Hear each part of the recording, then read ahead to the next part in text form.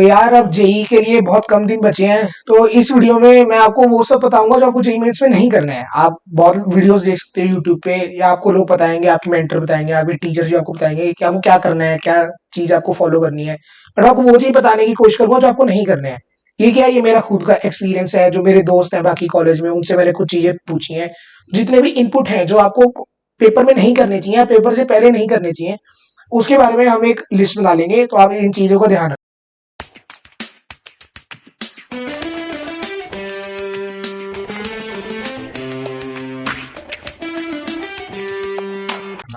तो यार पहला मैंने लिखा है, जैसे आपके पेपर में कोई क्वेश्चन इनकाउंटर हुआ, ठीक है, रूट 3 उसका आंसर आया और वो डेसिमल का क्वेश्चन, मतलब इंटीजर टाइप का क्वेश्चन था।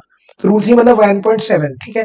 तो आप इसको राउंड ऑफ करोगे तो आप 2 पे करोगे, आप उसको 1 पे मत राउंड ऑफ कर देना। ये गलती बहुत लोग करके आएंगे, ठीक है। पहला। दूसरा, कुछ क्वेश्चन जेई मेंस 2022 में फिजिक्स में आए थे, जिसमें यूनिट्स का प्रॉब्लम हुआ था। जैसे उन्होंने कोई क्वेश्चन दिया, वो मीटर सेकंड में चल रहा है और आंसर इन्होंने किलोमीटर में पूछ लिया, ठीक है। तो उसका आपको ध्यान देना है। वो एक ऐसा ऑप्शन भी दे देंगे जो आपका आंसर मीटर पर सेकंड से सॉल्व करने पे आ रहा होगा, और उसकी यूनिट किलोमीटर दे देंगे।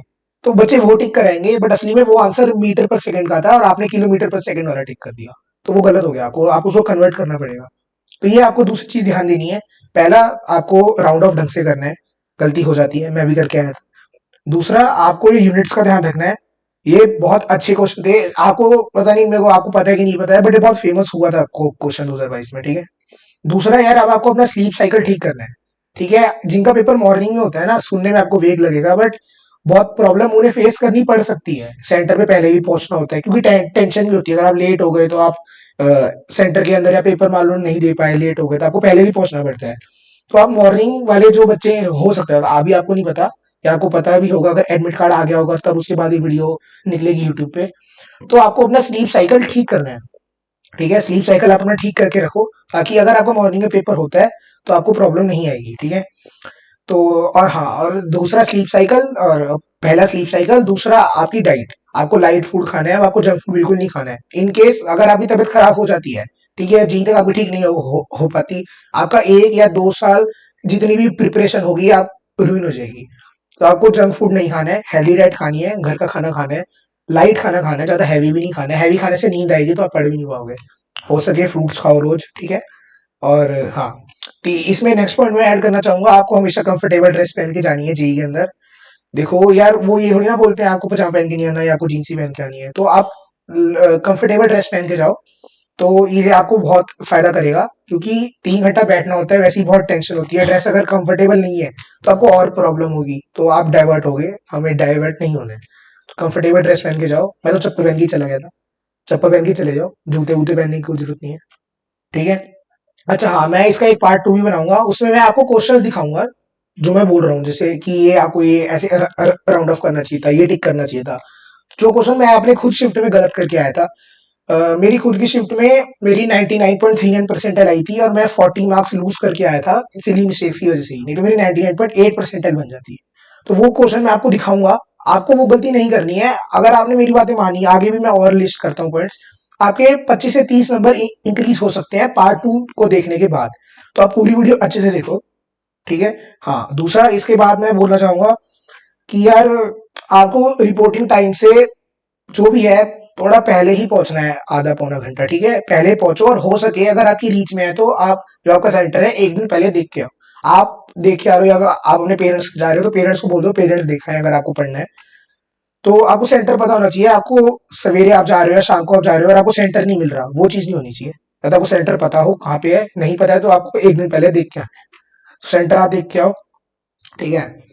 अगला यार, हाँ, ये एक मैं बात और बोल रहा हूँ, जैसे जी एडवांस में भी एप्लीकेबल है ये। पेपर के बाद पेपर के बारे में ज्यादा डिस्कशन मत करो किसी से, ठीक है। चिल रहो, क्योंकि आपको नेक्स्ट अटेम्प्ट की भी तैयारी करनी है। इनकेस अगर आपका मीन्स बहुत अच्छा होगा तो आपको एडवांस की तैयारी करनी है। इन चीजों में टाइम वेस्ट मत करो, ज्यादा दोस्तों के साथ ज्यादा बात मत करो, मैं ये कहूंगा। थोड़ा मोटा तो हर किसी को होता है, कितने नंबर बन सकते हैं वो आप जब सोल्यूशन आएंगे आप देख सकते हो। बट तेरा कैसा हुआ, मेरा कैसा हुआ, इनमें ज्यादा मत पड़ना, टेंशन बढ़ती है। इनकेस अगर आपका खराब हो गया और आपको पता चल रहा है कि मेरा ये भी गलत हो गया, ये भी गलत हो गया, तो प्रॉब्लम हो जाएगी। तो यार वो नहीं करना।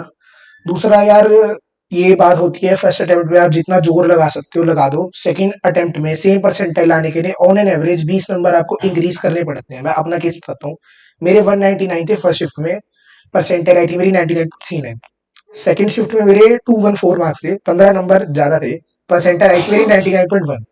तो यार समझ रहे हो, मतलब एक मैंने एवरेज आपको बताया, 20 नंबर आपको इंक्रीज करने पड़ेंगे सेम परसेंटाइल लाने के लिए सेकंड अटेम्प्ट में। अगर आपको नहीं परसेंटाइल इंप्रूव करनी है तो 25-30 नंबर आपको सीधा सीधा इंक्रीज करने पड़ेंगे, जो टफ है।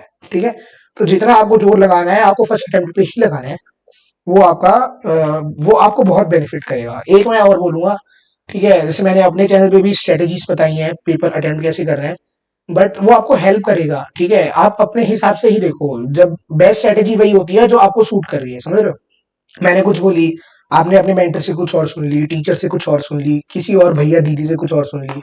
वो आपको बेसिकली एक सेट दे रहा है जहां से आप चूज कर सकते हो, बट ये नहीं कि कोई भी चूज कर ले। आपको सोचना है आपको क्या सूट कर रही है, वो सूट करो और उसी में स्ट्रिक्ट रहो। ठीक है, ये बात एडवांस में भी होती है, एडवांस की बात बाद में करेंगे, उसका पेपर अटेम्प्टिंग का स्टाइल ही डिफरेंट होता है।